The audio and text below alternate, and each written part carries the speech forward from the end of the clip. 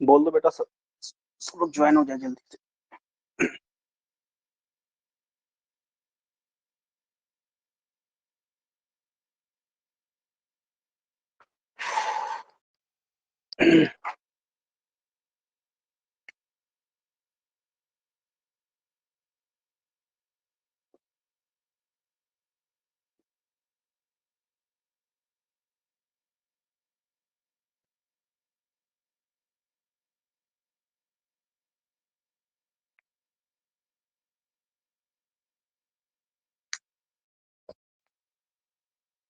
एक बार ग्रुप में बोल दो, 5 मिनट पहले ही स्टार्ट करते हैं क्लास को।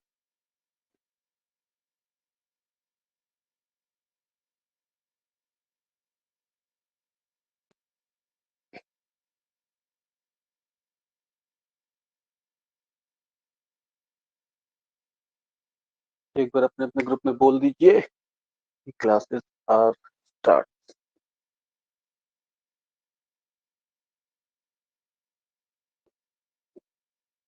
बल की स्थानांतरण शीलता का सिद्धांत।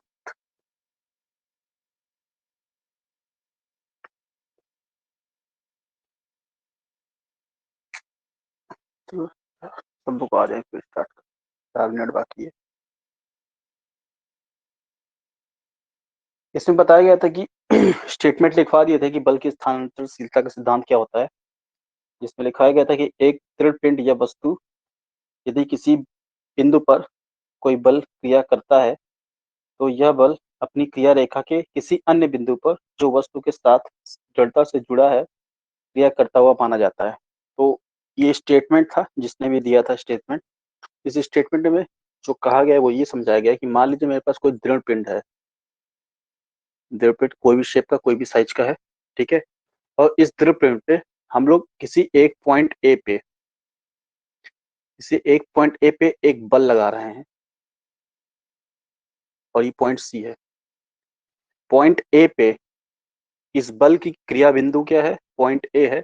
और इसकी जो क्रिया रेखा है वो ए सी है। तो क्रिया रेखा ए सी है, ठीक है। अब ये क्रिया रेखा हो गया बिंदु, क्रिया बिंदु ए का। इस बिंदु ए पर एक फोर्स लग रहा है जिसे हम लोग पी बोल देते हैं कि पी न्यूटन का एक फोर्स लग रहा है। पी न्यूटन का एक फोर्स लग रहा है पॉइंट ए पे जिसकी क्रिया बिंदु ए है। अब इसी क्रिया बिंदु पे अगर हम कोई और पॉइंट ले लेते हैं, मान लीजिए कि यहाँ पे एक पॉइंट और ले लिए, इसको किसी और कलर से दिखाते हैं। यहाँ पे एक पॉइंट और ले लिए और इस पॉइंट को हम लोग बोल दिए पॉइंट बी है। और इस पॉइंट बी की पे भी इस पॉइंट, ये पॉइंट बी है, इसकी भी क्रिया रेखा होगी, तो इसकी क्रिया रेखा ए सी ही होगी। इसी क्रिया रेखा ए सी ही क्रिया रेखा भी होगी इस पॉइंट की भी। लेकिन इस पे जो बल लगेगा, हम लोग मान लीजिए कि बल कुछ इस प्रकार है। टेंसाइल फोर्स लग रहा है, तनाव बल लग रहा है,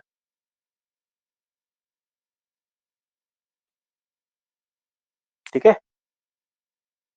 एक बार सबको बोल दिए, आ जाए। स्टूडेंट्स की संख्या कम लग रही है मुझे, कि थोड़ा वेट कर लें, फिर छूट जाएगा हम लोग। 6 बजे बोले थे वैसे, 2 मिनट बाकी है, स्टार्ट कर देते। चलो 2 मिनट और वेट कर लेते हैं, नहीं तो फिर कहेंगे सब कि 6 बजे बोले थे आप, पहले स्टार्ट कर दिए। केमिकल के ही ज्यादा लड़के जुड़े हैं। केमिकल केमिकल पीएमटी का एक हो गया।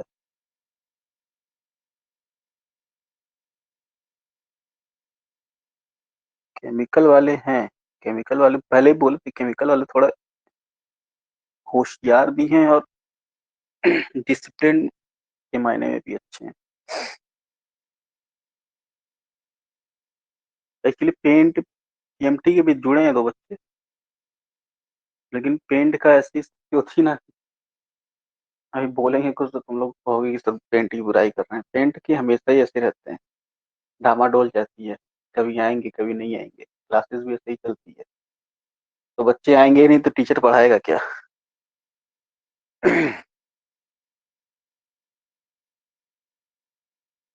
चलो 1 मिनट बाकी, 1 मिनट और वेट कर लेते हैं, उसके बाद फिर स्टार्ट करते हैं। टाइमिंग सबको पता ही थी, 6 बजे ग्रुप में इसलिए डाल दिए थे कि एक्चुअली हमको जाना था आज कॉलेज, और जो आप लोग को ऑनलाइन क्लास है उसका रिकॉर्ड सबमिट करना है, तो उसके लिए बुलाया गया था। प्रिंसिपल के साथ 3 बजे मीटिंग ही थी, मीटिंग ही 3 बजे कर दिया गया। फिर ये हुआ कि बता देते हैं, आज लेने का मूड नहीं था लेकिन अब बोल दिए थे तो कमिटमेंट भी कुछ होता है।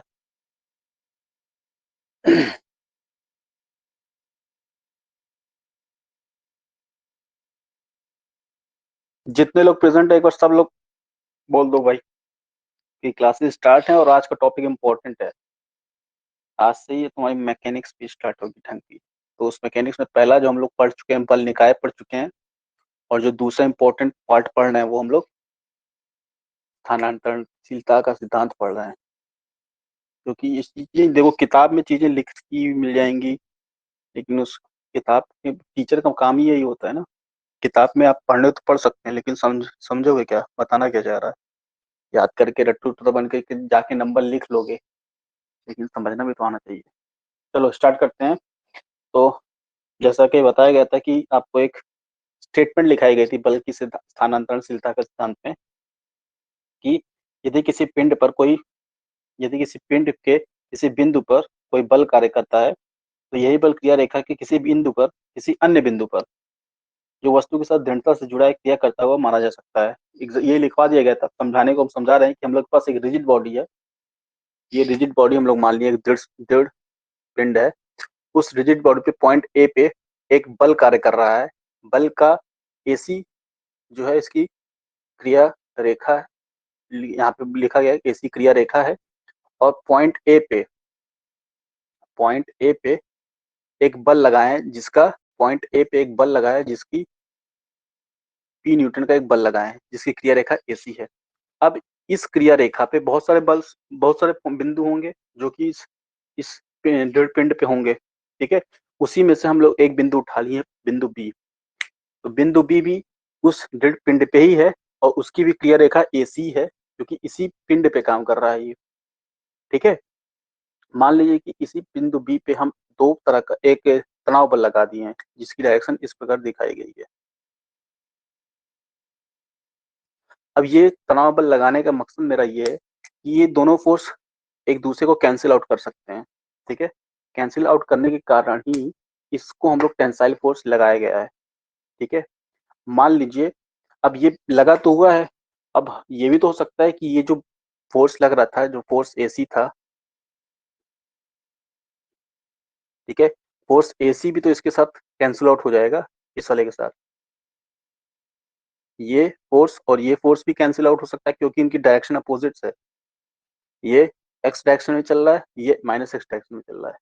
ठीक है, तो कहने का मतलब ये है कि यदि किसी पिंड पर कोई बल कार्य करता है तो उसका जो वास्तविक बल होता है, जो उसकी इनिशियल फोर्स होती है, उसकी जो जैसे यहाँ पे इनिशियल फोर्स हम लोग लगाए एसी, एसी पे जो फोर्स लग रहा था वो टेंसाइल फोर्स था। ठीक है, और ये जो बल हम लोग लगाए बी पे पॉइंट पे लगाए ये भी टेंसाइल फोर्स था। पॉइंट बी पे पॉइंट बी पे जो बल लगाए ये भी टेंसाइल की फोर्स था, तनाव बल ही था।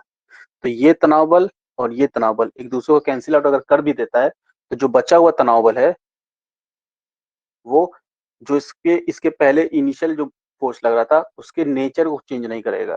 ठीक है, अगर टेंसाइल फोर्स है तो टेंसाइल फोर्स ही रहेगा। इस फिगर को बना लीजिए, अगर इतना समझ में आ गया है तो इस फिगर को बना लीजिए, उसके बाद हम लिखवाते हैं क्या लिखना है इसमें आपको। पहले इस फिगर को बना लीजिए, ये फिगर लिखते लिखते बनाइए।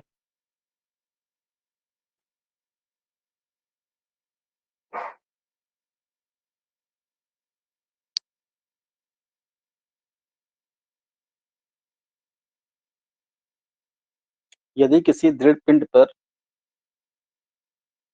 यदि किसी दृढ़ पिंड पर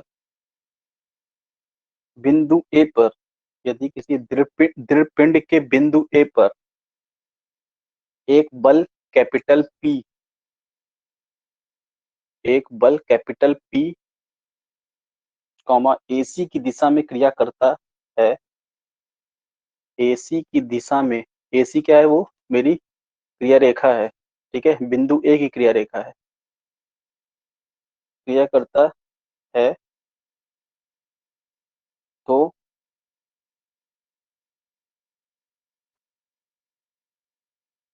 बिन तो बे, ए, ए, क्रिया क्रिया करता है तो उसका लिखो इस बल की क्रिया रेखा, तो इस बल की क्रिया रेखा एसी, तो इस बल की क्रिया रेखा एसी है।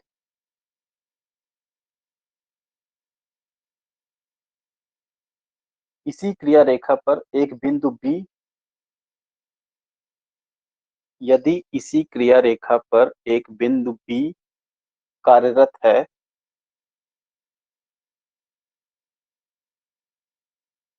यदि इसी क्रिया रेखा पर एक बिंदु बी कार्यरत है जो दो विपरीत तथा पी मान के ही बल से परिपूर्ण है, जो दो विपरीत कौन कौन से, एक ये है, पॉइंट बी ये है, एक बल ये और एक बल ये, दोनों विपरीत हैं। ठीक है, तो जो दो विपरीत तथा पी मान के बल से परिपूर्ण है, ये दोनों बल विपरीत तथा बराबर होने के कारण, ये दोनों बल विपरीत तथा बराबर होने के कारण एक दूसरे के प्रभाव को निरस्त कर सकते हैं या कर देते हैं। अतः वस्तु पर इन बलों का प्रभाव नहीं पड़ता, इसलिए इस बल को लगाया गया है। ये दोनों एक दूसरे को कैंसिल आउट कर देंगे। अगर ये दोनों एक दूसरे को कैंसिल आउट कर देते हैं तो मेरे पास जो एक्चुअल फोर्स होगा, वो जो मेरा टेंसाइल फोर्स लगा होगा ए पॉइंट ए से एसी पे पी न्यूटन का, वो टेंसाइल ही नेचर का रहेगा। ठीक है, कहाँ तक लिखे, निरस्त कर देते हैं, अतः वस्तु पर इन बलों का प्रभाव नहीं पड़ता है। ब्रैकेट पैराग्राफ चेंज करके लिखना। अतः बिंदु ए, अतः बिंदु ए, अतः बिंदु ए पर एसी की दिशा में,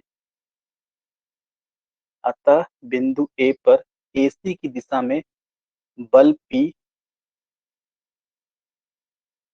एसी की दिशा में, अतः बिंदु ए पर एसी की दिशा में बल पी तथा बिंदु बी पर, तथा बिंदु बी पर बी ए, ये देखो बी ए की दिशा में बल पी, ये भी पी फोर्स का है, पी न्यूटन का, दोनों फोर्स। ठीक है, तथा बिंदु पी बी पर बी ए की दिशा में, तो एसी की दिशा में और बी ए की दिशा में, ये दोनों बल आप एक दूसरे को अगर कैंसिल आउट कर देते हैं, तो जो मेरा बीसी की दिशा पे जो बल लग रहा होगा, ये बीसी की दिशा पे ये वाला फोर्स, उसके नेचर भी टेंसाइलिक होगा। यही स्थानांतरशीलता का सिद्धांत है। तो इसके आगे लिख लो, तथा बिंदु बी पर बी ए की दिशा में बल पी एक दूसरे के विपरीत तथा बराबर हैं।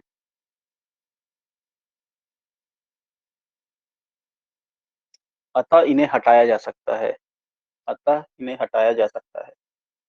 इसको हटाने से वस्तु पर केवल बिंदु बी पर, अगर इन दोनों फोर्स को हटा देते हैं हम, इस दोनों फोर्स को, अतः इसको हटाने से वस्तु पर केवल बी बिंदु पर बीसी की दिशा में बल पी ही रह जाता है। बीसी की दिशा में सिर्फ बल पी ही रह पाएगा। ये फोर्स और ये फोर्स अगर हम हटा देते हैं तो सिर्फ कौन सा बल बचेगा, बी, बिंदु बी पे बीसी की दिशा में जो बल कार्य कर रहा होगा वही बचेगा। ठीक है, भी रह जाता है। यह बल प्रारंभ में, यह बल, यह बल प्रारंभ में ए पर लगाए गए बल की दिशा में ही, ए पर लगाए गए बल की दिशा में ही और उतने ही का मान है, और उतने का ही मान है, परंतु इसकी बिंदु रेखा, परंतु इसकी क्रिया बिंदु बी हो गई है, परंतु इसकी क्रिया बिंदु बी हो गई है।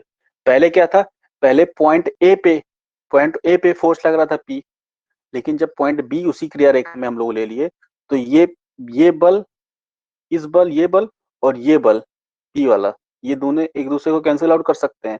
तो जो स्टार्टिंग में जो टेंसाइल फोर्स था, वो कैंसिल आउट होने के बाद भी टेंसाइल ही फोर्स रहेगा, इसके नेचर में कोई चेंज नहीं आएगा। वो अगर टेंसाइल फोर्स था तो टेंसाइल फोर्स ही रहेगा।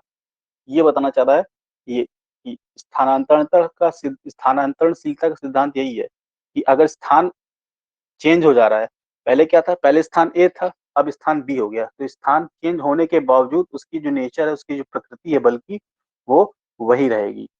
ठीक है, इसके आगे लिख लो, अतः पिंड में बल की क्रिया, अतः पिंड में बल की क्रिया, अतः पिंड में बल की क्रिया रेखा पर बी के अतिरिक्त और कोई अन्य बिंदु भी, अतः पिंड पे बल की क्रिया रेखा पर बी के अतिरिक्त और कोई अन्य बिंदु भी चुना जा सकता है और इससे भी यही परिणाम आएगा। अब यहाँ पे पॉइंट बी ले लिए हम लोग, यहाँ पे हम लोग, यहाँ पे कोई पॉइंट्स डी ले लो, उस पे भी यही होगा। ई ले लो, उस मतलब इस क्रिया रेखा पर जितने भी बिंदु होंगे, इस क्रिया रेखा पर जितने भी बिंदु होंगे, ठीक है, इस क्रिया रेखा पर इस बॉडी के अंदर जितने भी बिंदु होंगे, सब पे ये जो सिद्धांत है कार्य करेगा। ठीक है, नोट बना के एक नीचे लिख लो, एक नोट बना के नीचे लिख लो कि स्थानांतरणशीलता का सिद्धांत,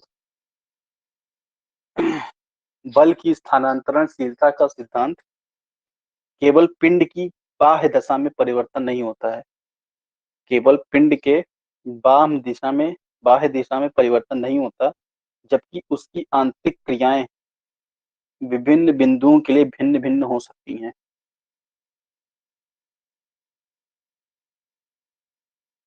आज लड़कों की अटेंडेंस कम लग रही है, कोई बात नहीं, क्लासेस डिस्टर्ब होती हैं तो यही होता है।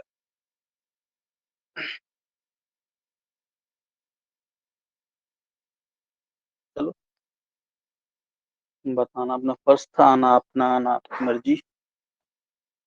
ठीक है, तो ये बल की स्थानांतरशीलता का सिद्धांत है और आपको भी ऐसे ही जो लिखवाया गया है ऐसे ही आपको लिखना भी पड़ेगा। अगर ये आता है ऑफलाइन क्लासेस, ऑफलाइन अगर एग्जाम होता है तो उसमें इस चैप्टर में ये थ्योरम जरूर आता है। और हो सकता है आपका अभी जैसे थ्योरी होता है, प्रैक्टिकल होता है, उसमें वाइवा में पूछा भी जा सकता है। मैकेनिक्स का प्रैक्टिकल भी तो होता है ना, तो वाइवा में पूछा भी जा सकता है कि बल की स्थानांतरशीलता का सिद्धांत बताइए, तो दोनों जगह काम करेगा आपका। और धीमे धीमे जब हम लोग न्यूमेरिकल करेंगे तो न्यूमेरिकल में बहुत इंपॉर्टेंट रोल भी करता है प्ले। वो हम लोग आगे जब करेंगे न्यूमेरिकल तो पता चलता जाएगा। नेक्स्ट हम लोग को पढ़ना है परिमाणी परिमाणी नहीं, परिणामी बल क्या होता है, रिजल्टेंट फोर्स किसे कहते हैं। तो नेक्स्ट हेडिंग डाल लो, रिजल्टेंट फोर्स। एकदम देखो किताब में उल्टा सीधा एक चीज आगे जो चीज पीछे दी हुई है, लेकिन हम जो पढ़ा रहे हैं एकदम एक निश्चित, इस पहले क्या आपको समझना चाहिए, उसके बाद क्या समझना चाहिए, उसके अनुसार पढ़ा रहे हैं। ठीक है, परिणामी बल,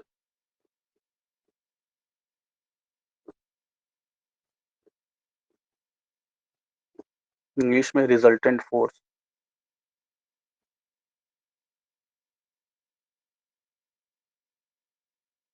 क्या होता है परिणामी बल, लिख लो। यदि किसी पिंड पर यदि किसी पिंड पर एक से अधिक यदि किसी पिंड पर एक से अधिक बल कार्य कर रहे हैं, तो उन सभी बलों के प्रभाव यदि किसी पिंड पर एक से अधिक बल कार्य कर रहे हैं तो उन सभी बलों के प्रभाव के जोड़ के बराबर एक बल परिणामी बल होता है। ठीक है, मान लीजिए मेरे पास कोई एक पॉइंट था, उस पर बहुत सारे फोर्स लग रहे थे, F1, F2, F3, F4। ठीक है, बहुत सारे फोर्स लगे। अब इसी में एक हम लोग नया फोर्स ले आए, कैपिटल आर। जो कैपिटल आर है वो क्या है, F1 plus F2 plus F3 plus F4 के बराबर है। इसी को कैपिटल आर को ही हम लोग परिणामी बल बोले हैं। देखिएगा, बना के लिख दीजिएगा आगे।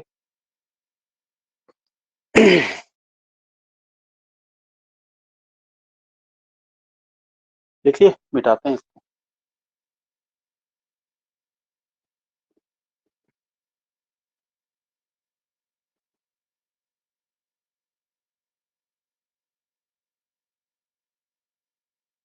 छोटे छोटे टर्म्स हैं जो याद समझ में नहीं आएंगे तो फिर दिक्कत करेंगे आगे। नेक्स्ट हम लोग को पढ़ना है बलों के अ, साम्यावस्था। हाँ, साम्यावस्था पहले पढ़ा है कि पहले क्या पढ़ा है? पहले साम्यावस्था ही पढ़ लो।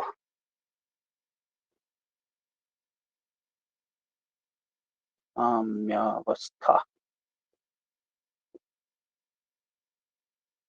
तथा सम्यक बल।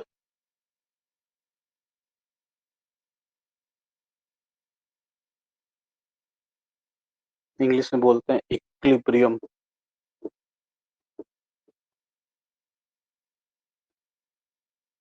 And इक्विलिब्रियंट force. कोई भी पिंड अगर बल एक कार्य कर रहा है पी बल का, तो इस पिंड को इक्विलिब्रियम साम्यावस्था में लाने के लिए इस पिंड को, ये गतिशील है, ठीक है, एक्स डायरेक्शन में, इसको रोकने के लिए हम लोग एक उल्टा फोर्स लगाते हैं,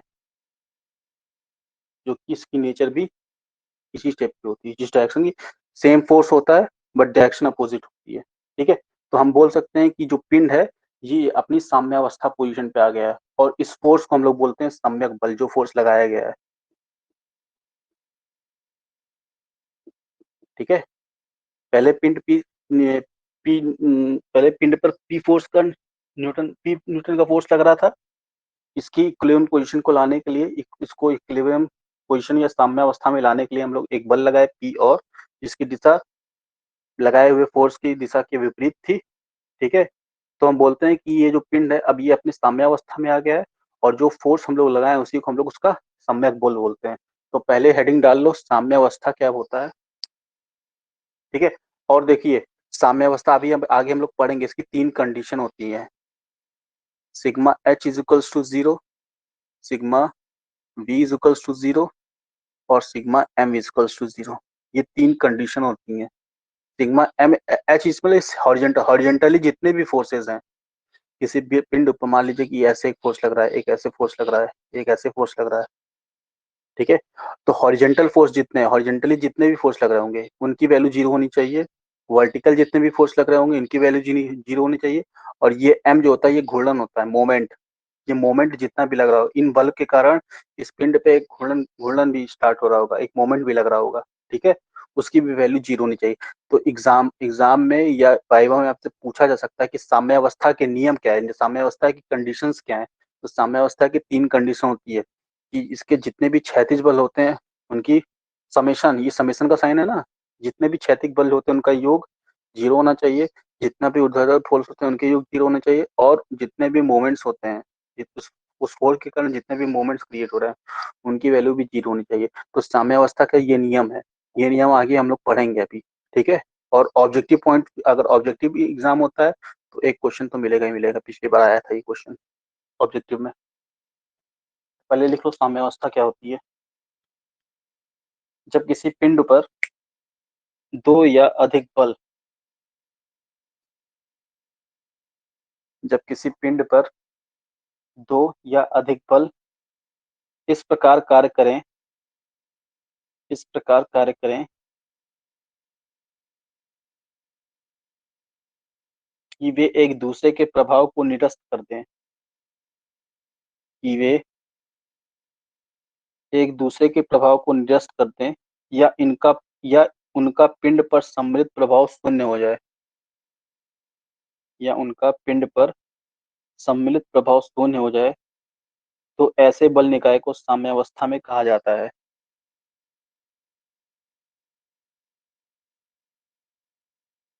उसके लिए तीन कंडीशन लिख लो, sigma H is equals to zero, sigma V is equals to zero, और sigma M is equals to zero.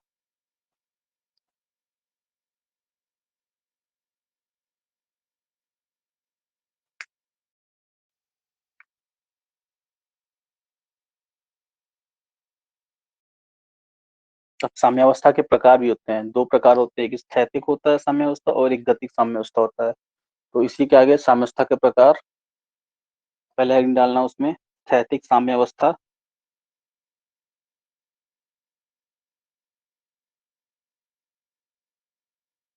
जब कोई बल निकाय किसी स्थिर पिंड पर इस प्रकार कार्य करता है, स्थैतिक साम्यावस्था में लिखना, जब जब कोई बल निकाय मतलब सिस्टम ऑफ फोर्स, जो भी हम लोग इससे पहले पढ़े थे, कोप्लेनर कौन करंट ये।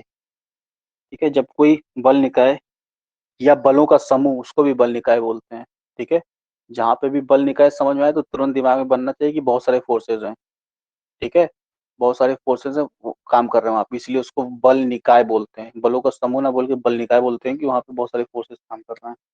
वो फोर्सेज की डायरेक्शन कैसे भी हो सकती है, हॉरिजॉन्टल भी, वर्टिकल भी, इंक्लाइंड भी। अगर इंक्लाइंड फोर्स है तो उसको कैसे हॉरिजॉन्टल और वर्टिकल में चेंज करेंगे, तो उसी को बोलते हैं विघटन करना, रिजोल्यूशन। अभी आगे हम लोग पढ़ेंगे इसको। जब कोई बल निकाय किसी स्थिर पिंड पर इस प्रकार कार्य करता है कि वह गतिशील नहीं होता, इस प्रकार कार्य करता है कि वह गतिशील नहीं होता, तो ऐसे बल निकाय को स्थैतिक साम्यावस्था में तो ऐसे बल निकाय को स्थैतिक साम्यावस्था में कहा जाता है। दूसरा है गतिक साम्यावस्था। यदि कोई पिंड समान वेग से गतिशील है, यदि कोई पिंड सामान्य वेग से गतिशील है और इस पर कई बल इस प्रकार लगाए गए हैं और इस पर कई बल इस प्रकार लगाए गए हैं कि पिंड उसी वेग से दिशा में गतिशील रहे, कि पिंड उसी वेग से दिशा में गतिशील रहे, तो यह सभी गतिक साम्यावस्था में आते हैं। तो इक्विलिब्रियम के दो कंडीशंस हैं, स्थैतिक भी होता है, गतिक भी होता है। अगर कोई बल P है, जैसे यहाँ पे हम जो एग्जांपल देके समझाएंगे, स्थैतिक साम्यावस्था का समझाएं। अगर कोई कोई कोई दृढ़ पिंड या कोई भी वस्तु गति भी कर रही है, ठीक है, तो उस पे अगर और फोर्स इंक्लूड कर दिया गया है और फोर्स लगा दिया गया है, तो उसके विपरीत उतने ही, अगर 20 न्यूटन लगाया गया है, मान लीजिए पहले 5 न्यूटन की फोर्स लग रहा है, तो वो बॉडी मूव कर रही है, और हम उसमें 5 के बाद 10 और न्यूटन ऐड कर लिए, तो 10 न्यूटन ऐड करने के बावजूद उसके विपरीत एक 10 न्यूटन का फोर्स और लगाएंगे कि बॉडी 5 न्यूटन, वो 10 और 10 एक दूसरे को न्यूट्रलाइज कर दे उन्हें। ठीक है, और बॉडी जो है 5 न्यूटन के फोर्स के साथ गति करती रहे। ठीक है, तो बॉडी साम्यावस्था में लाने के लिए दो कंडीशन है, स्थैतिक है तो स्थैतिक में भी वही चीज करेंगे, और गतिक है तो गतिक में भी वही चीज करेंगे। नेक्स्ट लिख लो, साम्यक बल किसे बोलते हैं? साम्यक बल या साम्यक है, ये अ है आगे, साम्यक है। इक्विलिब्रियम फोर्स, किसी पिंड पर लगाने वाले ऐसे बल, किसी पिंड पर लगाने वाले ऐसे बल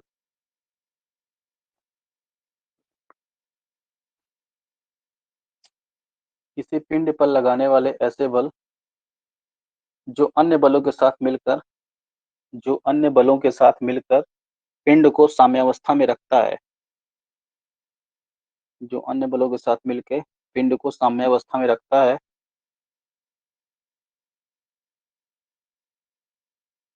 उन्हें साम्यक बल कहते हैं।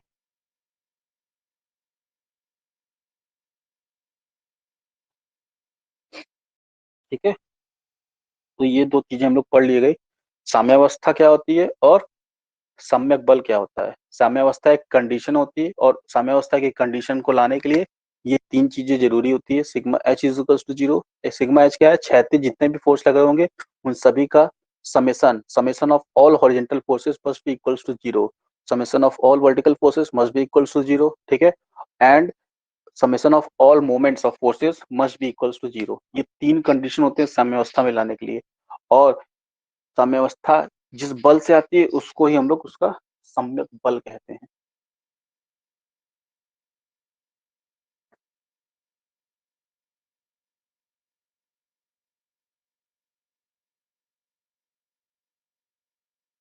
चलो किसी दिन हम तुम लोग को ना पढ़ाते हैं, जिस अभी तो जैसे सेटिंग बंद है, आप लोग क्वेश्चन नहीं कर सकते, लेकिन अब हम खोल देंगे उस सेटिंग को, कि अगर नहीं समझ में आ रहा है तो आप लोग एक बार पूछ सकते हो, क्योंकि इससे पता नहीं चलता है कि आप लोग समझ में भी रहे हो कि नहीं नेक्स्ट क्लास से। बट ये प्रॉमिस करना होगा आप लोगों की बीच में पढ़ाते समय डिस्टर्ब नहीं होना चाहिए।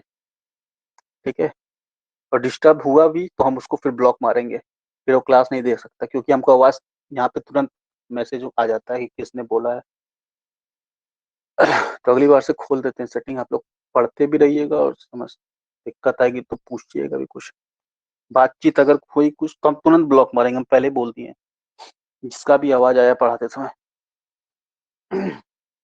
अब आगे हम लोग को दो चीजें पढ़नी है। क्या क्या चीजें पढ़नी है? एक तो पढ़ना है बलों का संयोजन। संयोजन मतलब होता है मिलाना, ठीक है। और एक पढ़ना है हम लोग को बलों का विघटन। एक बार तो बलों को संयोजित किया जाता है, मिलाया जाता है, दूसरी बार बलों को विघटन भी करना है, बलों का विघटन।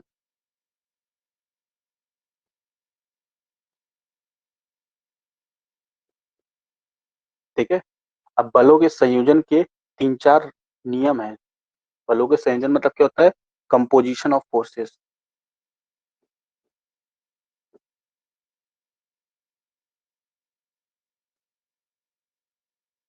और दूसरा क्या है? रिजोल्यूशन। रिजोल्यूट कर दिया जा रहा है, रिजोल्यूशन ऑफ फोर्सेस।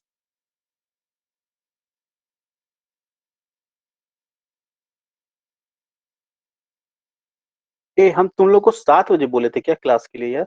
हमको ये समझ में आ रहा है। एक मिनट।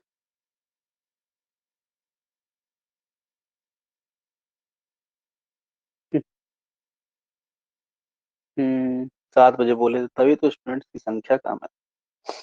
तो हमको लगा हम 6 बजे बोले, हम मैसेज भी नहीं चेक की। चलो हम ये वीडियो डाल देंगे रिकॉर्डिंग में। जो नहीं आ पाएगा सब चिल्लाएंगे तो जरूर, पक्का है चिल्लाएंगे। ठीक है। कंपोजिशन ऑफ फोर्स पढ़ना है और रिजोल्यूशन ऑफ फोर्स पढ़ना है। ठीक है। तो कंपोजिशन ऑफ फोर्स में क्या बोलते हैं? अभी अभी पढ़ा था ना, resultant of force. Resultant of force क्या होता था? रिजल्टेंट फोर्स क्या होता था कि बहुत सारे फोर्सेस को हम लोग सम अप करके एक फोर्स में इंक्लूड कर देते थे, जिसे कैपिटल आर से दिखाते थे, F1 plus F2 plus F3 करके। ठीक है। दूसरा होता है विघटन करना, बलों को तोड़ना। मान लीजिए कि अभी क्या था, हम लोग जो भी फोर्स बल लेंगे वो या तो हॉरिजॉन्टल डायरेक्शन में मिलनी चाहिए या वर्टिकल डायरेक्शन में मिलना चाहिए। ठीक है।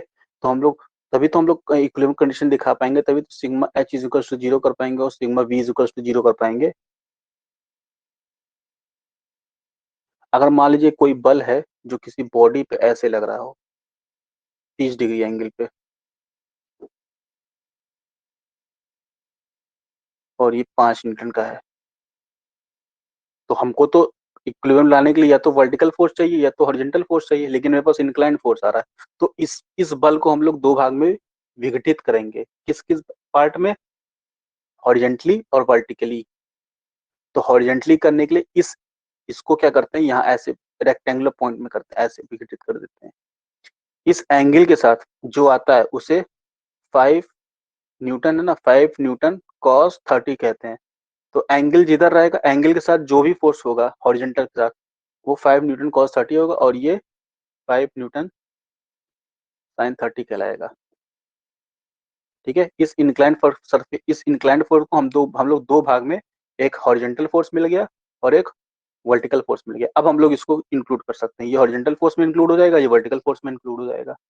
तो यही होता है विघटन का नियम, कैसे बलों को विघटित किया जाता है। विघटन कॉस क्या होता है? जहां पे भी एंगल होगा, मान लीजिए कि अभी ऐसे फोर्स, अब मान लो कि ऐसा फोर्स लग रहा था 5 न्यूटन, और कितने एंगल पे लग रहा था? 40 डिग्री पे। अब इसको विघटित करेंगे तो कैसे करेंगे? एक ये वाला हो जाएगा, रेक्टेंगुलर ही करना है, रेक्टेंगुलर मतलब ऐसे रेक्टेंगुलर इस फोर्स। अब देखो कॉस एंगल वाला यहाँ पे लग रहा है एंगल इसके साथ, तो ये वाला जाएगा 5 न्यूटन कॉस 40, और ये वर्टिकल हो गया तो 5 9 न्यूटन साइन 40 डिग्री। बोलते हैं विघटित करना। ठीक है। तो दो चीजें भी हम लोग को पढ़ना। अब इसी के अंदर बहुत सारे रूल्स आएंगे, रूल्स क्या, बहुत सारे सिद्धांत आएंगे। ठीक है। ये समझ में आ गया होगा, नहीं आया होगा एक बार ट्राई करना, या नहीं अभी एक बार पढ़ना। आज तो पहला समय है, अभी तो इतना जल्दी नहीं समझ में आ जाएगा, लेकिन एक बार ट्राई करना। कोई बहुत बड़ा खेल नहीं है, वो हम सब पढ़ाएंगे अभी अभी। अभी बल का विघटन जब पढ़ाएंगे ना, उसमें दिखाएंगे आप लोगों को फिगर के साथ कैसे आया है आर कॉस, कैसे आया। ठीक है, तो ये कंपोजिशन ऑफ फोर्स है और ये रिजोल्यूशन ऑफ फोर्स है। अब कंपोजिशन ऑफ फोर्स के अंदर हम लोग को तीन चीजें पढ़नी है। एक तो law of parallelogram of forces, जो कि सबसे इंपॉर्टेंट है, न्यूमेरिकल भी आता है, उसका डेरिवेशन भी आता है। Parallel law of parallelogram of forces, Hindi में क्या बोलते हैं, बलों के समांतर चतुर्भुज का नियम, लिख लेना हिंदी में, बलों के समांतर चतुर्भुज का नियम। दूसरा है लॉ ऑफ ट्रायंगल, या बोलते हैं इसे ट्रायंगुलर लॉ ऑफ फोर्सेस, बलों के त्रिभुज का नियम।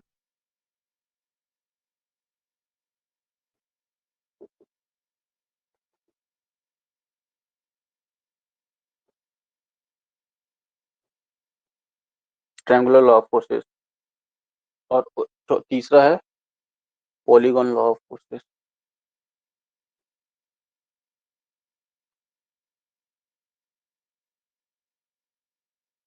ये तीनों लॉ पूछता है एग्जाम में, स्टेटमेंट प्लस न्यूमेरिकल। इस पे तो 100% हम अभी भी लिख के दे देते हैं कि अगर ये आएगा तो 100% इस पे इसका थ्योरम प्लस न्यूमेरिकल जरूर आएगा। लॉ ऑफ समांतर चतुर्भुज का नियम, ये दोनों, ये ट्रायंगुलर लॉ ऑफ फोर्सेस, ये स्टेटमेंट लिखने के लिए आ जाता है। और इसी के अंदर आता है बलों के विघटन में आ जाएगा तुम्हारा लामीस थ्योरम।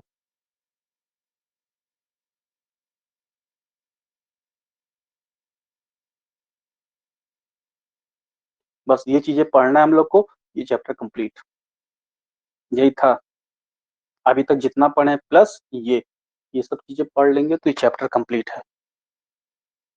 और जितना हल्का लग रहा है इन सबको, इसको पढ़ाने के लिए हमको एक दिन 2 दिन लगेगा अगर आप लोग न्यूमेरिकल लगाओगे तो। ठीक है, और हम न्यूमेरिकल देंगे भी लगाने के लिए, तो मेहनत तो करनी ही पड़ेगी आप लोग को भी।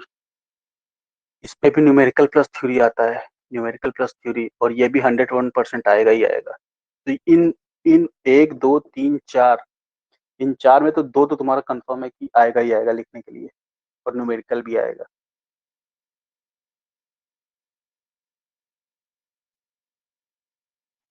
तो पहले तो हम लोग कंपोजिशन ऑफ फोर्सेस के बारे में पढ़ेंगे, तो एक एक पार्ट को हम लोग उठाएंगे। अभी 3 से 4 क्लास और लगेगी इस चैप्टर को कंप्लीट होने में। ठीक है, 3 से 4 क्या और भी लग सकता है। अभी तो पहले कल पिछली बार खोलेंगे तो उन लोग का थोड़ा डाउट और पता करें। और संडे को टेस्ट भी है। ठीक है, तो टेस्ट वाला भी रेडी रहना, नहीं तो देखते हैं थर्सडे फ्राइडे ना, सैटरडे को टेस्ट के बाद एक डाउट क्लास रखते हैं। इसमें हमको कुछ पता नहीं चल रहा है, कुछ आइडिया नहीं लग रहा है, 3 4 5 क्लास हो गई है लेकिन कुछ पता नहीं चल रहा है कि तुम लोग कर क्या रहे हो। या तो क्लास टेस्ट कैंसिल कर देंगे, नहीं तो टेस्ट के बाद डाउट क्लास रखेंगे।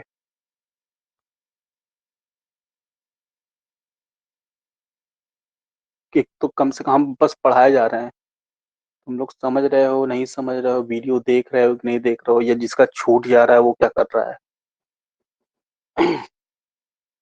सबको लेके चलना पड़ेगा ना। एक चीज छूट गया है, उसको भी लिख ही लो, मुक्त पिंड या मुक्त पिंड आरेख किसे बोलते हैं, वो भी लिख ही लो, उसके बाद पढ़ाते हैं। मुक्त पिंड आरेख, फ्री बॉडी डायग्राम। मुक्त पिंड आरेख बनाने का मकसद ये है कि जब भी कोई फोर्स, मान लीजिए कि अभी हम लोग, तुमको एक एग्जाम्पल देके बताते हैं। मान लीजिए कि एक टेबल था जिसपे एक ब्लॉक रखा हुआ था, ठीक है, और उस ब्लॉक पे एक वेट लग रहा था mg नीचे की तरफ, ये सतह थी, इस पे एक क्रियाबल भी कार्य कर रहा है कैपिटल आर का, एक्शन फोर्स। ठीक है, ये 3D व्यू था। ठीक है, ये 3D व्यू था। अब इसी का अगर हम लोग मुक्त पिंड आरेख बनाएंगे तो कैसे बनेगा, ये मेरा पिंड है, लिख लो यहाँ पे। ये पिंड है, ये सतह है। तो कोई न्यूमेरिकल मिलेगा, वो कुछ इस प्रकार ही दिया रहेगा, या तो फिगर वाला दिया रहेगा जिसमें फिगर के साथ आपको दिया रहेगा। उसमें विभिन्न प्रकार के बल दिखाएंगे कि कौन सा बल कैसे कार्य कर रहा है। ठीक है, इसी का अब हम लोग मुक्त हस्त आरेख, मुक्त पिंड आरेख खींचेंगे, उसमें सीधे पर सीधे दिखा देंगे ये आर है और ये एम जी है। इसका ये मुक्त पिंड आरेख बन के आ गया। ये सब हटा देते हैं इसमें से, ये पिंड सतह वतह सब हटा देते हैं। हम लोग सिर्फ किसको इंक्लूड करते हैं, सिर्फ फोर्सेस को देखते हैं, इसलिए इसको बोलते हैं फ्री बॉडी डायग्राम। ठीक है, तो जब भी कोई न्यूमेरिकल मिलता है मैकेनिक्स में, पहले पहला चीज चीज बच्चा यही करता है, पहले उसका फ्री बॉडी डायग्राम बनाता है। और कैसे बनाता है, वो हम लोग जो न्यूमेरिकल बनाएंगे करेंगे, तो न्यूमेरिकल के अकॉर्डिंग हम लोग बनाते चले जाएंगे। तो मुक्त पिंड आरेख में लिख लो, किसी पिंड के संतुलन संबंधी अध्ययन हेतु, किसी पिंड के संतुलन संबंधी अध्ययन हेतु उस पिंड का उस पिंड का अलग स्थान पर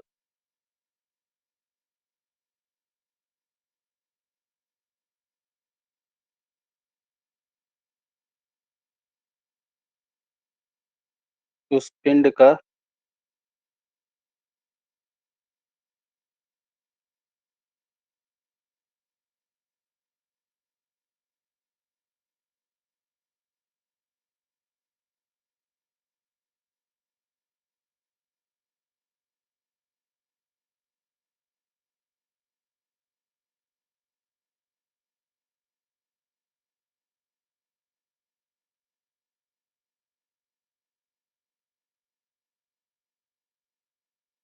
इन लोग को इन्फॉर्म कर देना है, तो कहेंगे सर इन्फॉर्म भी नहीं।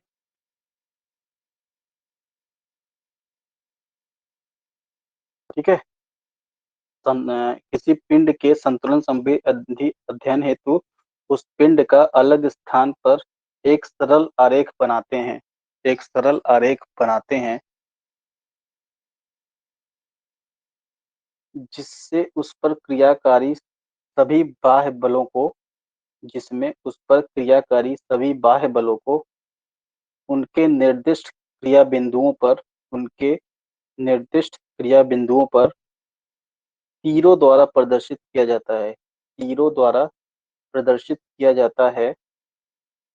इस प्रकार प्राप्त किए गए आरेख को ही मुक्त पिंड आरेख इस प्रकार प्राप्त किए गए आरेख को मुक्त पिंड आरेख तथा संबंधित वस्तु, ढांचे या मशीन अथवा उसके अंग को मुक्त पिंड कहते हैं। ये डायग्राम बना लेना साथ में।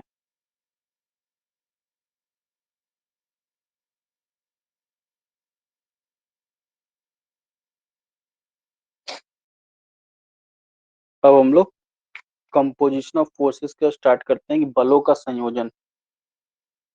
देखो, वीडियो इसीलिए यूट्यूब पर डाल दी जा रही है, अगर नहीं समझ में आ रहा है तो वीडियोस को देख के समझिए, उसके बाद भी नहीं समझ में आ रहा है फिर कांटेक्ट करो, नंबर इसीलिए दिया गया है।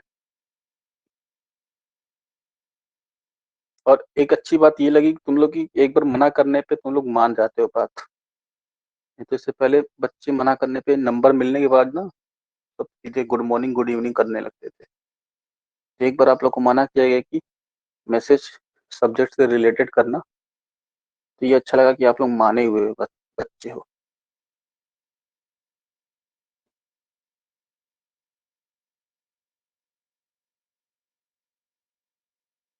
ठीक है, एक बार वीडियो को देखना, नहीं समझ में आएगा फिर हमसे कांटेक्ट करना कि सर हमको फलाने टॉपिक क्लियर नहीं हुआ है, तो हम किसी दिन डाउट क्लास में या किसी भी दिन बैठ के उसको समझा देंगे, डाउट क्लास ही में समझा देंगे।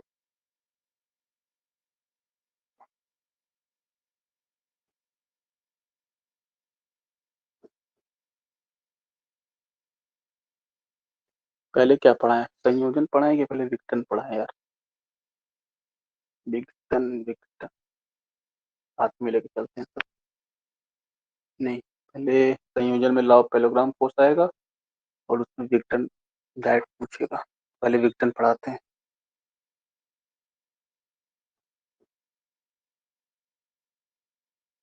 बलों का विघटन। एक बार माइक खोलते हैं, तुम लोग बताओ, ज्यादा तेज तो नहीं पढ़ा रहे हैं?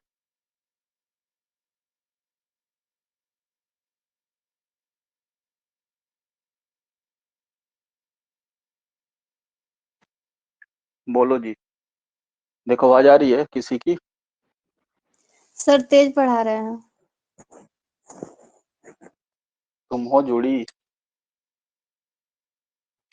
और किसको लग रहा है तेज पढ़ा रहे हैं? घर पे पढ़ोगे नहीं तो तेज लगेगा ही, पहले ही बता रहे हैं। और किसको लग रहा है बेटा तेज पढ़ा रहे हैं? बताओ तो मैं फिर। अवस्था एक बार फिर से बता दीजिए। कौन सा?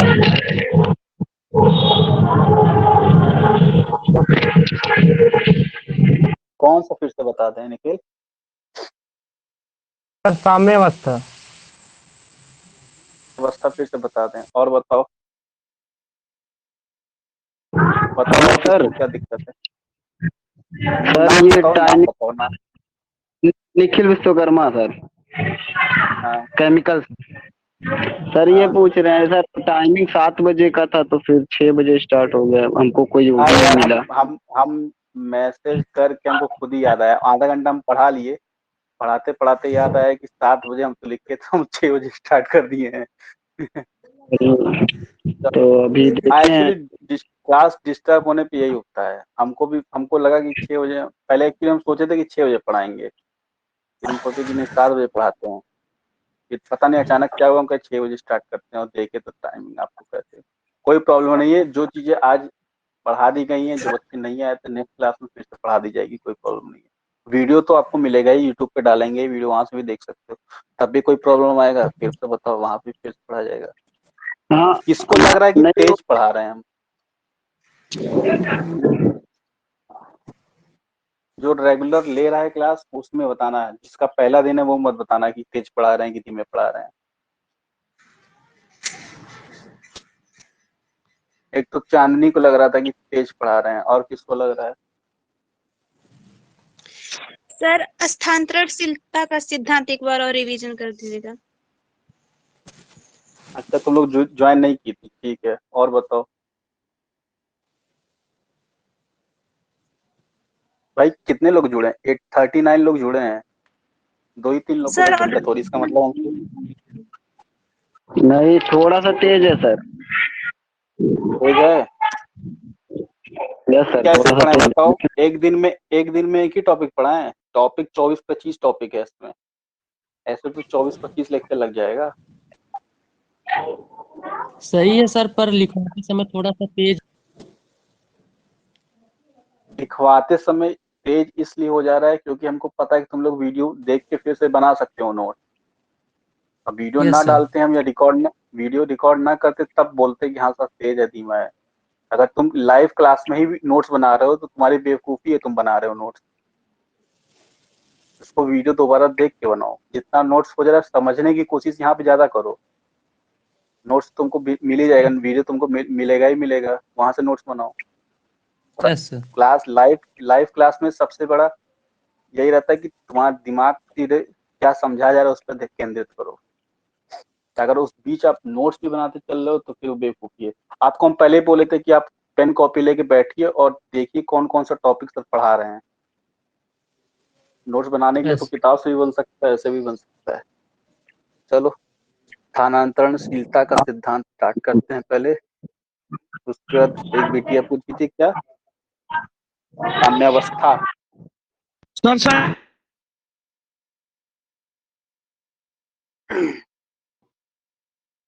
चलो, सर इसका पूरा सिलेबस भेज दीजिएगा। मोबाइल बस व्हाट्सएप चलाने के लिए यूज करोगे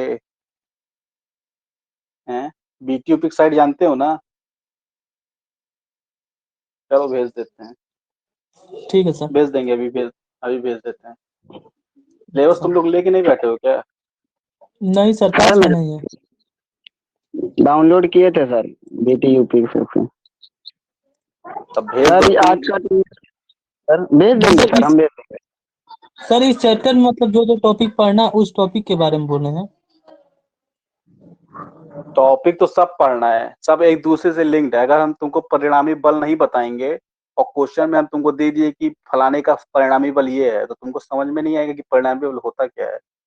इसलिए हम पहला क्लास लिए तो मैटर से स्टार्ट किए। मैटर क्या होता है, रिजिड बॉडी किसे बोलते हैं, छोटे छोटे चीज लेके चले हैं। Okay sir. हमको पता है क्योंकि हम भी मैकेनिक्स पढ़ते तो हमको भी दिक्कत यहाँ पे आती थी। टीचर बोल के निकल जाता था रिजिड बॉडी। रिजिड बॉडी का मतलब ही नहीं समझ में आता था कि रिजिड बॉडी होती क्या है।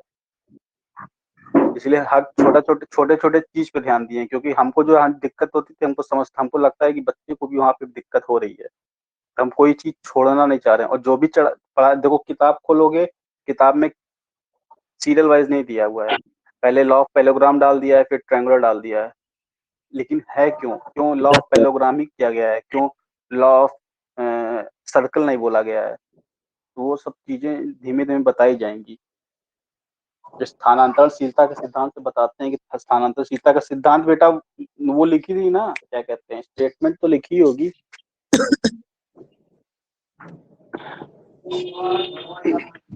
पिछले क्लास लिखे थे, जैसे कि सर मुझे टाइमिंग 7 बजे का पता था, तो कोई कॉल किया कि लाइव क्लास चल रहा है, तो हम आए हैं तो उसी में लेट हो गया।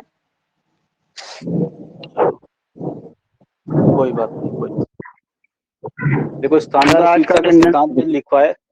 आप शांत हो जाओ, अब एक बार बोल देते हैं फिर करना। स्थानांतरणशीलता के सिद्धांत में क्या लिखाया गया था, उसमें ये लिखा गया था कि किसी दृढ़ पिंड या वस्तु के किसी बिंदु पर यदि कोई बल कार्य करता है या क्रिया करता है, तो वह बल क्रिया रेखा के किसी अन्य बिंदु पर जो वस्तु पर या वस्तु के साथ दृढ़ता से जुड़ा हुआ है, क्रिया करता हुआ माना जाएगा। ठीक है, मान लीजिए कि मेरे पास कोई बल था, एक दृढ़ पिंड है। दृढ़ पिंड कुछ भी हो सकता है, उसकी कोई शेप साइज नहीं है। ठीक है, रेक्टेंगुलर, सर्कुलर, कुछ भी हो सकता है। इस दृढ़ पिंड पर एक फोर्स कार्य कर रहा था। किसी पॉइंट की एक क्रिया बिंदु ए पर एक फोर्स पी कार्य कर रहा था, जिसकी क्रिया रेखा एसी है। ठीक है, यहाँ पे एक फोर्स कार्य कर रहा है जिसकी क्रिया रेखा एसी है, और इस फोर्स को हम लोग पी न्यूटन बोलेंगे कि पी न्यूटन का फोर्स कार्य कर रहा है। अब इसी क्रिया रेखा पर बहुत सारे क्रिया बिंदु मिलेंगे। यहाँ पे भी एक क्रिया बिंदु मिलेगा, यहाँ पे भी एक क्रिया बिंदु मिलेगा, यहाँ पे भी मिलेगा, यहाँ पे भी, हर जगह मिलेगा इस क्रिया रेखा पर। तो उसमें से हम लोग मान लिए कि एक क्रिया बिंदु मेरे पास बी था। उस क्रिया बिंदु पर भी बल लगेंगे, और किस प्रकार के बल लगाए गए हैं? समांतर पी न्यूटन का ही फोर्स लगा है, लेकिन दो पी न्यूटन के फोर्स लगे हैं, लेकिन दोनों की डायरेक्शन अपोजिट है। तो एक की डायरेक्शन हम लोग ये ले लिए हैं, एक पी यहाँ पे लग रहा है और दूसरे पी यहाँ पे लग रहा है। ठीक है, और एक पी न्यूटन तो पहले लग ही रहा था स्टार्टिंग में पी न्यूटन का। तो यहाँ पे 3 फोर्सेस लग रहे हैं। बिंदु ए पे लगा पी न्यूटन का फोर्स, बिंदु बी पर 2 विपरीत फोर्स लग रहे हैं, लेकिन उनकी परिणामी एक ही है। ठीक है, तो हम अगर इस बिंदु पी के फोर्स को, इसका जो नेचर है, ये नेचर जो तनाव बल लग रहा है यहाँ पे, और यहाँ पे भी दोनों पे तनाव बल लग रहा है, यहाँ पे भी तनाव बल लग रहा है, यहाँ पे भी तनाव बल लग रहा है। अगर इस बिंदु ए, ये बिंदु बी, इस पे एक फोर्स यहाँ, एक फोर्स यहाँ पे लग रहा है पी का, और एक इस पे लग रहा है, इसको अलग से समझा रहे हैं। अगर इस बिंदु ए पे लग रहे फोर्स या बल को इसके साथ कैंसिल आउट कर दें, तो जो नेचर बचेगा, जो नेचर मिलेगा बिंदु पी पर, बचे हुए फोर्स का जो नेचर मिलेगा वो हमेशा तनाव बल ही रहेगा। मतलब कि पहले जो इसकी प्रकृति थी, इस बिंदु पर, इस क्रिया रेखा पर जितने भी बिंदु आ जाते हैं, उन पे लगने वाले फोर्स की प्रकृति हमेशा जो पहले फोर्स लग रहा होगा उसके प्रकृति के समान ही मिलेगा आपको। ये स्थानांतरशीलता का सिद्धांत बोलता है कि स्थान अंतर आ जाए। पहले बिंदु बी था, यहाँ पे स्थानांतरण में पहले जो क्रिया बिंदु थी वो ए थी, लेकिन अब ये फोर्स और ये फोर्स कैंसिल आउट हो गए, तो नया जो मेरा क्रिया बिंदु आ गई वो बिंदु बी आ गई। तो स्थान चेंज हुआ है।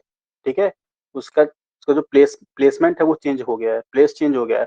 लेकिन प्लेस चेंज होने के बावजूद भी जो बल का ओरिजिनल, जो बल का नेचर था, जो पहले टेंसाइल फोर्स था, वो टेंसाइल फोर्स नहीं समान होगा, वो हमेशा टेंसाइल फोर्स ही रहेगा।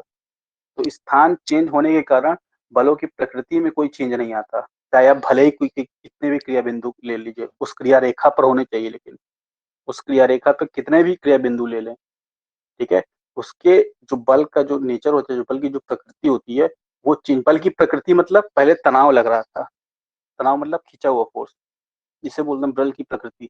पहले अगर पॉइंट बी नहीं था उस समय, पॉइंट ए ही था, तो पॉइंट ए में जो बल की प्रकृति थी वो तनाव थी, लेकिन पॉइंट बी आने पे ये फोर्स और पहले लगा हुआ फोर्स कैंसिल आउट हो जाता, तो बचा हुआ फोर्स कौन सा बचेगा? ये फोर्स बचेगा, ये फोर्स और ये फोर्स कैंसिल आउट हो गया, बचा फोर्स ये भी बचा, यही बचा।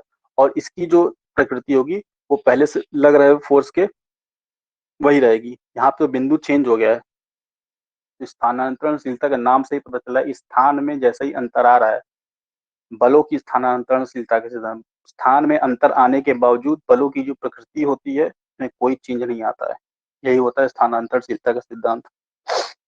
दूसरा एक बच्चे ने पूछा था साम्यावस्था। अब साम्यावस्था में जैसे मान लीजिए कि कोई फोर्स है या कोई बॉडी मूव कर रही है,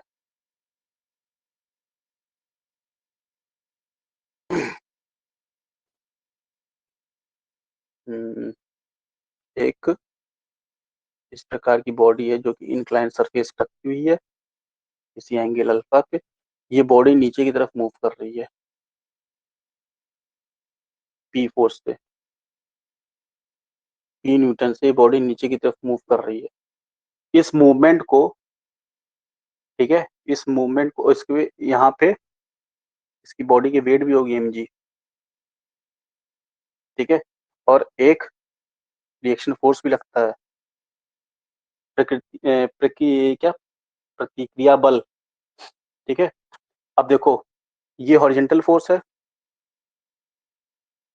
इस बॉडी इसके मूवमेंट को रोकने के लिए एक फ्रिक्शनल फोर्स अपोजिट डायरेक्शन में लगेगा, फिजिक्स पढ़े होगे आप लोग, F is to mu R, ठीक है।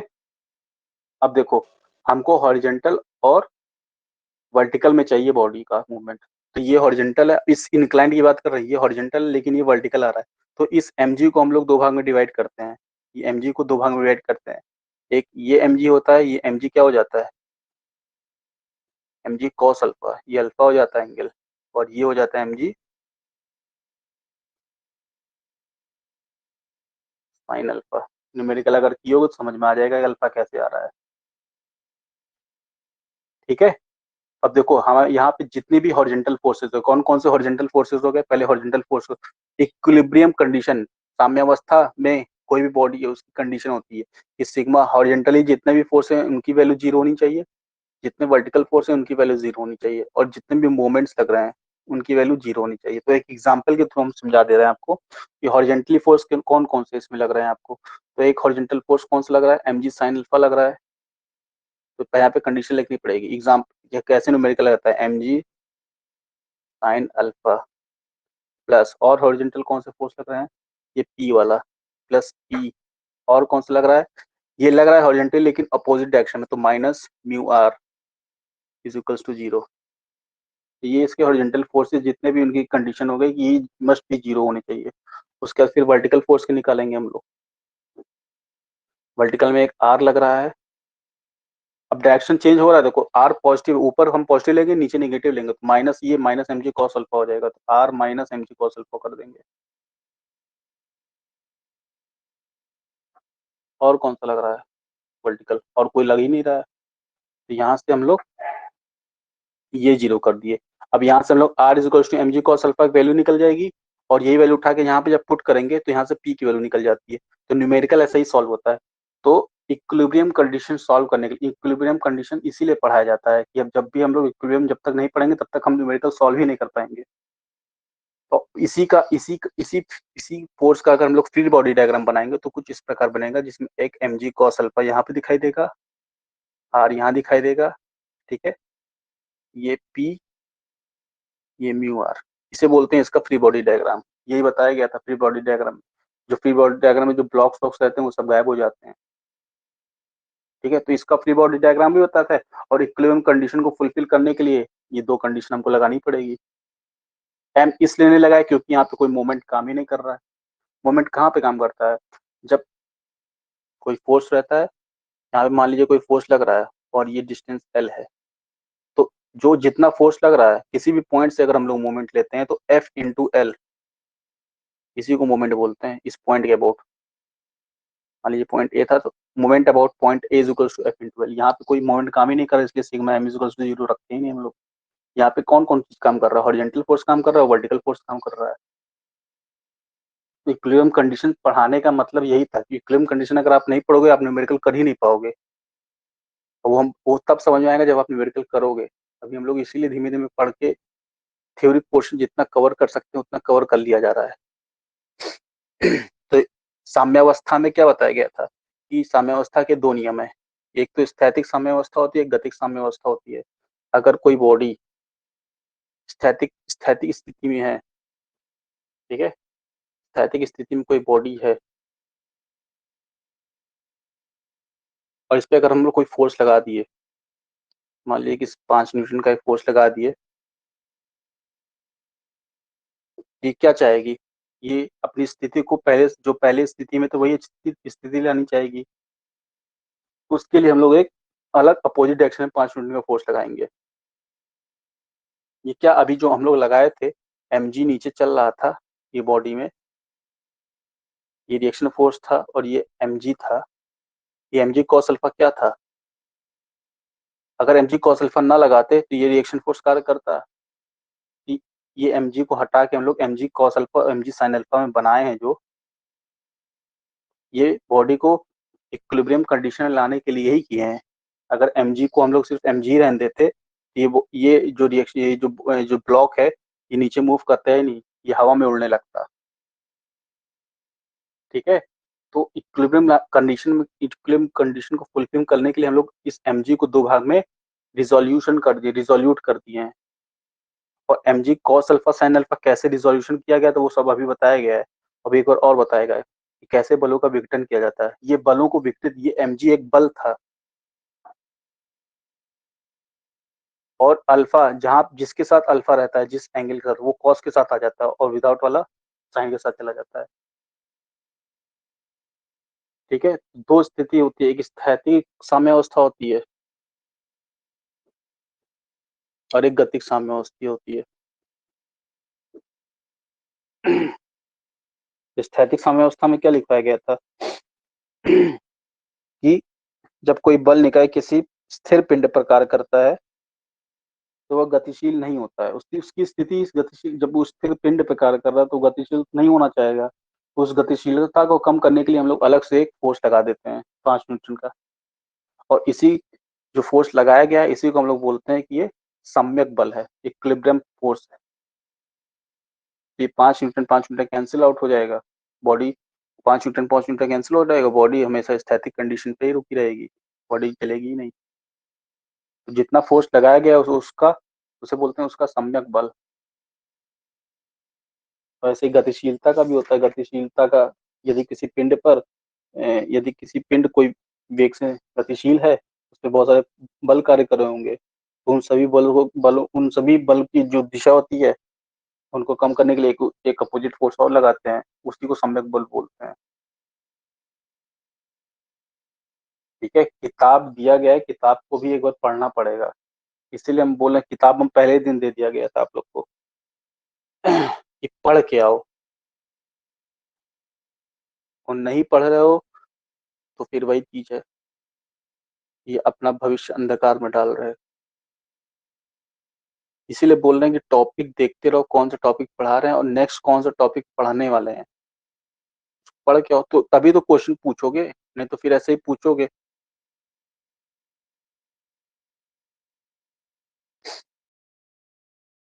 और किसको क्या प्रॉब्लम थी बताओ? इसको पढ़ना बेटा जो पूछा था, और कोई प्रॉब्लम होगी तो पूछना। धीमे धीमे पढ़ाने की कोशिश करते हैं। और पढ़ना है कि तो टाइम हम लोग का तो ऐसे ही बोल रहा है।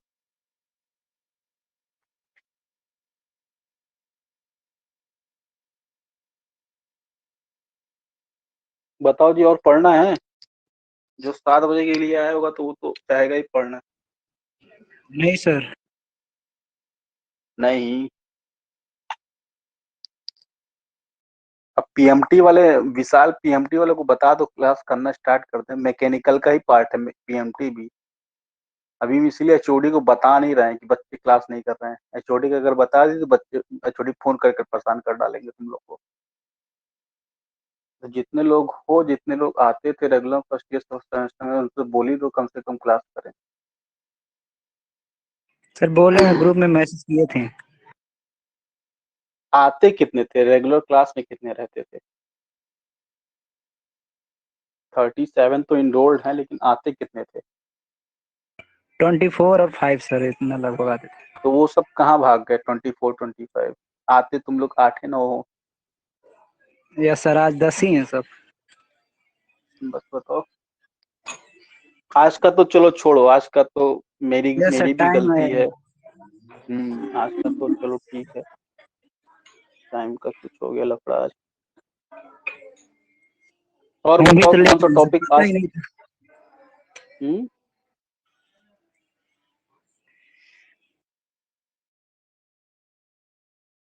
अभी तक जितना पढ़ाया गया है इस चैप्टर में, इस चैप्टर की बात करो, अभी तक जिसको जो प्रॉब्लम आ रही है इस चैप्टर में, जितना पढ़ाया गया है, ठीक है। संडे को हम लोग रखते हैं डाउट सेशन, और उसमें टेस्ट नहीं रखेंगे क्योंकि हमको नहीं लग रहा कि अभी टेस्ट लेने की जरूरत पड़ेगी तुम लोग।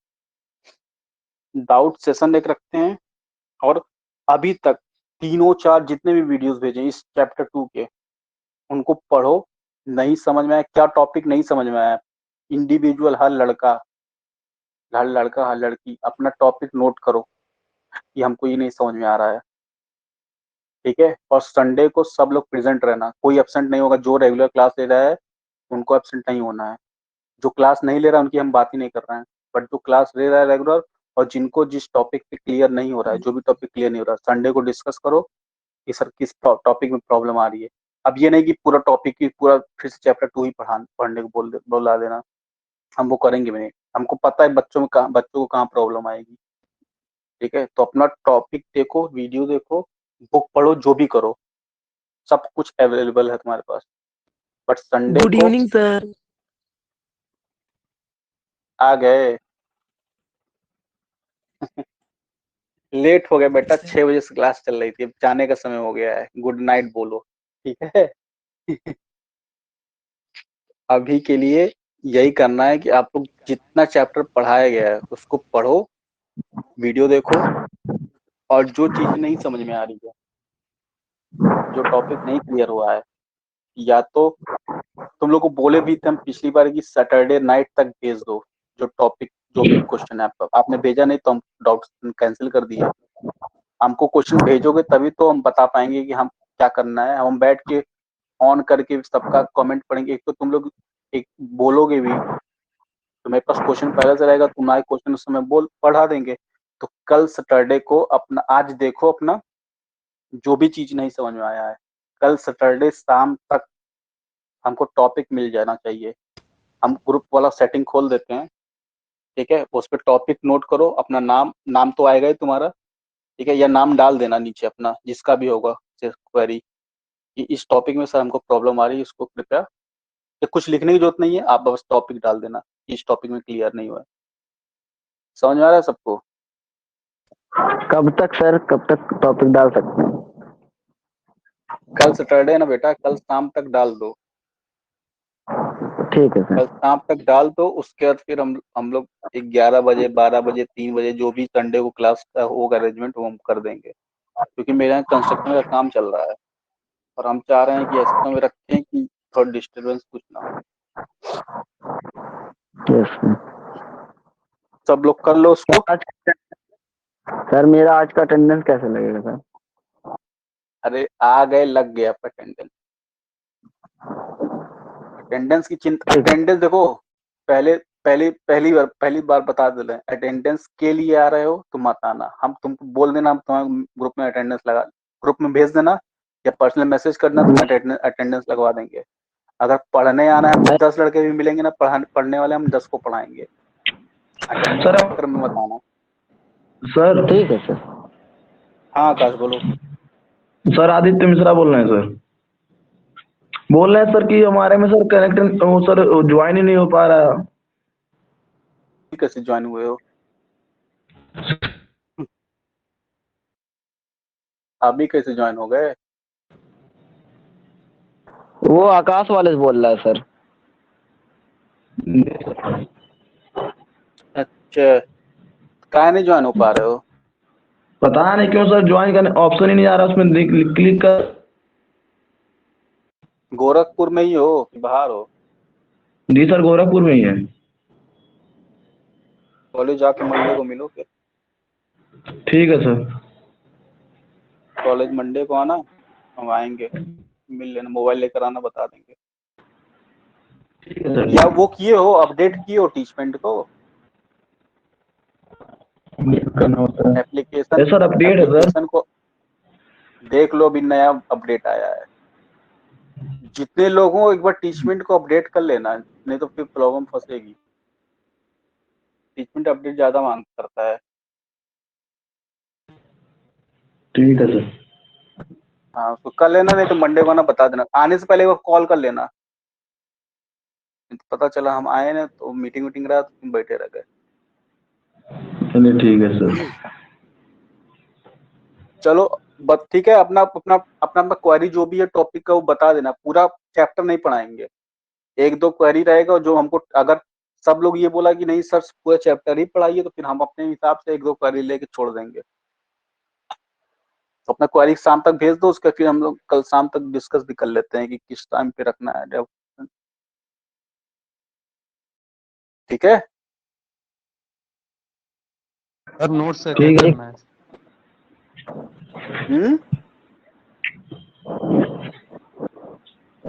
नोट्स नोट्स सर क्या बोल रहे थे नोट्स। बेटा? क्या? सर इंग्लिश में नोट्स चाहिए था। इंग्लिश में? इंग्लिश में है तो, लेकिन मेरी हैंड राइटिंग तुम समझ नहीं पाओगे। भेज दे देंगे, सर समझ। समझ लोगे। Hello sir. Hello sir. Hmm sir मेरे पास इंग्लिश का नोट्स है, हम भेज दें? भेज दो, फिर क्या पूछना है, हम सेटिंग खोल दे रहे हैं, भेज दो। जी सर भेज दे रहे हैं। या उस बच्चे को ही भेज दो जो मांग रहा है, या ग्रुप में ही भेज दो, भेज दो। सर ग्रुप में भेज देना, सबके पास चला जाएगा ना। ठीक है। क्या नाम है आपका? आदर्श सर, आदर्श कुमार, पेंट से। ठीक है, डाल दो, ग्रुप में डाल दो। ग्रुप सर सेटिंग अभी डाल खोल दे दे रहा रहा हूँ। हूँ। Yes sir. जिसको जी जिसको सर। चाहिए होगा फिर उनको चला जाएगा। चलो अभी के लिए इतने ही आज रखते का हैं। थोड़ा ठीक प्रॉब्लम। है। किसको प्रॉब्लम हो रही है बेटा? नहीं किसको प्रॉब्लम हो रही है? सर आज का रिकॉर्डिंग डालेंगे ना? आज का रिकॉर्डिंग डालेंगे ना? हाँ हाँ तुम्हारी आवाज आएगी। सर वो थोड़ा मार्केट में चले गए थे तो आज का क्लास पूरा नहीं हो पाया, तो हमको लगा सर 7 बजे कोई सर बात नहीं, क्लास करेंगे। सर आज का नोट्स भी नहीं लिखे हैं, थोड़ा रिकॉर्डिंग आज आज डाल दीजिएगा सर, आज वाला। सब डाल देंगे यार। तुम लोग पढ़ाई करो, सब मिलेगा तुम लोग को। बस जान ना मांगना और सब मिलेगा। चलो थैंक यू सर। ठीक। Thank you.